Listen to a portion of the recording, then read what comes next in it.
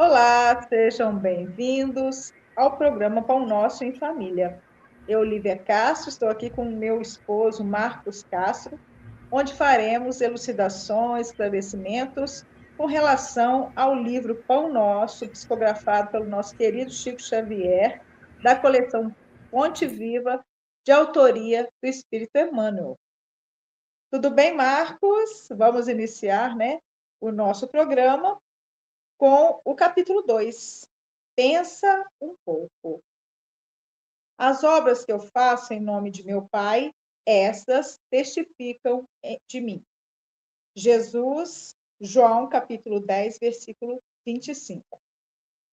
É vulgar a preocupação do homem comum, relativamente às tradições familiares e aos institutos terrestres a que se prende, nominalmente, exaltando-se nos títulos convencionais que lhe identificam a personalidade. Entretanto, na vida verdadeira, criatura alguma é conhecida por semelhantes processos. Cada espírito traz consigo a história viva dos próprios feitos e somente as obras efetuadas dão a conhecer o valor ou o demérito de cada um. Com o enunciado, não desejamos significar que a palavra seja desprovida de suas vantagens indiscutíveis. Todavia, é necessário compreender-se que o verbo é também profundo potencial recebido da infinita bondade, como recurso divino, tornando-se indispensável saber o que estamos realizando com este dom do Senhor Eterno. A afirmativa de Jesus, neste particular, reveste-se de imperecível beleza. Que diríamos de um Salvador que instituísse regras para a humanidade sem partilhar-lhes as dificuldades e impedimentos? O Cristo iniciou a missão divina entre os homens do campo, viveu entre os doutores irritados e pecadores rebeldes, uniu-se a doentes e aflitos, comeu o pão dos pescadores humildes e terminou a tarefa santa entre dois ladrões. Que mais desejas? Se aguardas vida fácil e situações de evidência no mundo, lembra-te do Mestre e pensa um pouco. Vou passar a palavra para o Marcos, para ele poder começar os esclarecimentos e as elucidações. Obrigado, Lívia. Olá a todos que nos acompanham aí no canal. É um prazer poder falar sobre esse texto, porque no começo ele evidencia para a gente que buscar títulos, buscar posição em instituições ou cumprir tradições familiares, angariando agrados, angariando preferências em detrimento de outras pessoas, para se colocar na posição de maior evidência, isso é perda de tempo numa vida que é perecível, uma vida que é transitória. A necessidade que nós busquemos, conforme Emmanuel traz para nós, a busca do seu eu verdadeiro e a sua melhora constante. Reconhecer as suas falhas, os seus vícios, os seus comportamentos equivocados, o que faz mal para si e para outrem, e tentar melhorar. Fazer com que todo o dom que Deus nos forneceu, como a visão, a fala, a audição, a condição de inteligência, para o bem comum. Porque é através disso que nós vamos estar numa posição mais favorável no plano espiritual.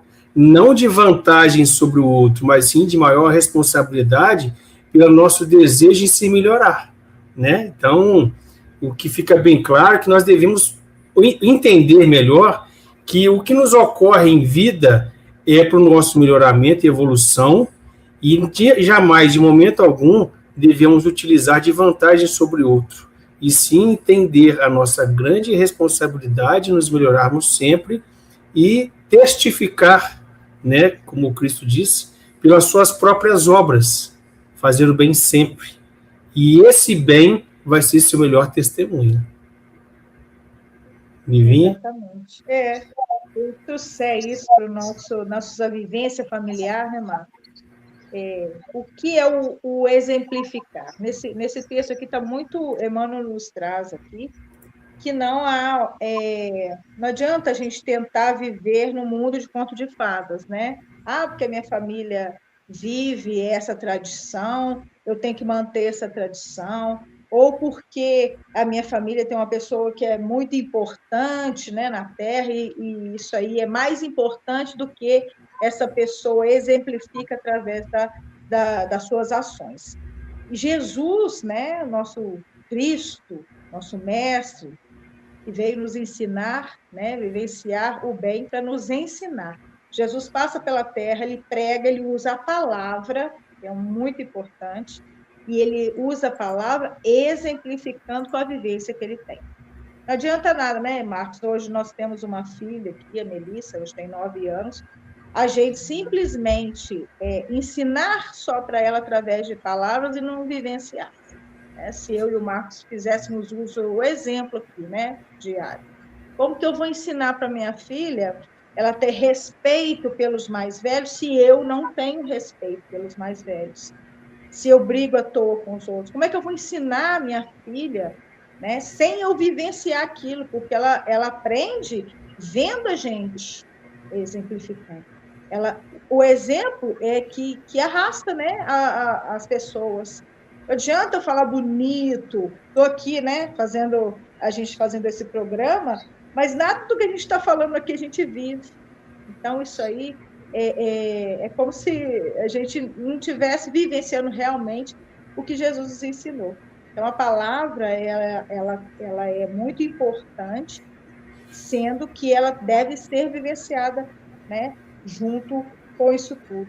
Né? Dentro da família, a gente vê vários casos disso. Você não pode beber, mas eu bebo, fica adiante. Né? Se eu falo para o meu filho, não pode fumar, se eu fumo. Se eu falo com o filho, não pode dirigir alcoolizado, o exemplo que eu dou é de dirigir alcoolizado. Respeita sua mãe, se eu falto respeito com a minha mãe. Então, a gente traz a pauta hoje, esse texto maravilhoso aí, pensa um pouco, para a gente repensar, né, as nossas tarefas, as nossas vidas, o que eu estou ensinando, será que é isso mesmo que eu vivo? Né? O que eu quero passar para as pessoas? Não adianta falar bonito se a gente não está realmente vivendo aqui. Concorda comigo, Marcos? Plenamente. São verdades que você disse, que a gente vivencia em família, né? É importante que nós ensinamos os nossos filhos e através da orientação verbal, mas é necessário que nós exemplifiquemos também. A própria relação do casal deve ser respeitosa um para com o outro, para que a criança possa crescer num ambiente saudável, de harmonia emocional, né, equilibrada. Então, é claro que nós não somos perfeitos, nós discordamos de certos pontos de vista, mas isso pode ser tratado com respeito, né? Pode ser tratado com análise de uma parte, de outra parte. Pode acontecer dos dois não concordarem, né, com a opinião do outro e cada um segue o seu caminho, né? Mas em equilíbrio na família, né? E isso deve ser utilizado para que a criança possa crescer em equilíbrio e também a necessidade de correção da criança e do adolescente que está em desenvolvimento, com bons exemplos, mostrando como é na prática a dificuldade, o sofrimento que a família passa por vezes, perde o ente querido, né? Isso pode acontecer, a gente tem que saber ter equilíbrio para mostrar o exemplo de como lidar com o luto, né?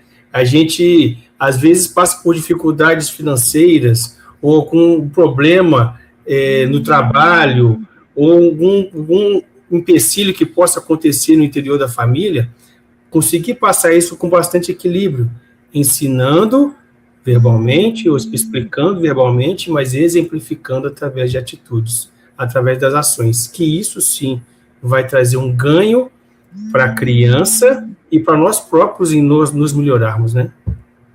Isso mesmo. É isso aí. Eu acho que A gente encerra por aqui com essas elucidações que sirva para a nossa vida e para de todos aí que estão nos assistindo. Com as bênçãos da espiritualidade amiga, encerramos mais um programa. Até o próximo, Pão Nosso em Família.